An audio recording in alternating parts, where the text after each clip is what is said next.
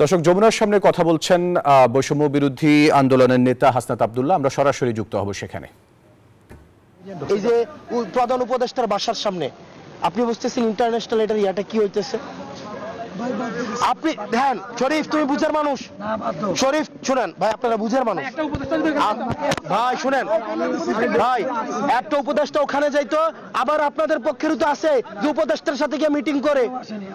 ভাই আপনি আপনি কি করতেছেন ভাই? আছে তো আপনি কি এবার দেখেন তার মানে কি ভাই? ভাই দেখেন তার মানে কি ক্লিয়ার কথা ভাই, ক্লিয়ার করতেছি ভাই। তার মানে কি ভাই উপদেষ্টারাও তাকে সিস্টেমেটিক ভাবে কাজ করতে হবে।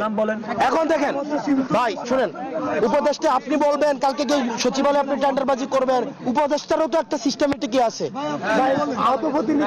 ভাই। শরীফ ভাই, আমি যদি এটা হয় বাতিল হবে। আমার প্রশ্ন হচ্ছে আপনি যে ওই যে নিটোরের সামনে ছিলেন, তারপরে হচ্ছে এখানে ছিলেন সারাদিন, গত 36 ঘন্টা তো ছিলেন, আপনাদের কি কোনো পুলিশে আপনাকে কিছু বলছে?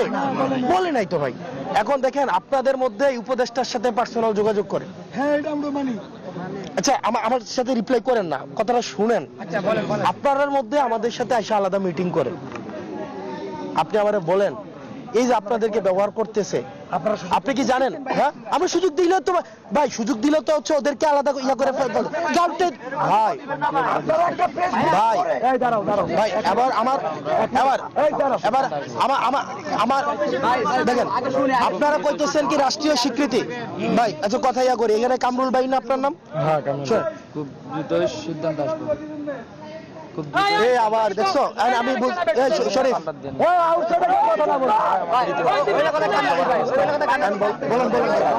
তোরা বল, তোরা বল।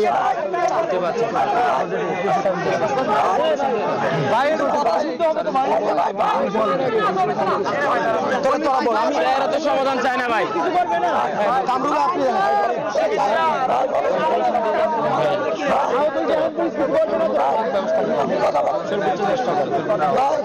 এটা বলে ভাই কামরুল ভাই আপনি থামাইতে হবে। শরীফ ভাই, শরীফ শরীফ শরীফ তুমি ইয়া করো ভাই ভাই ভাই।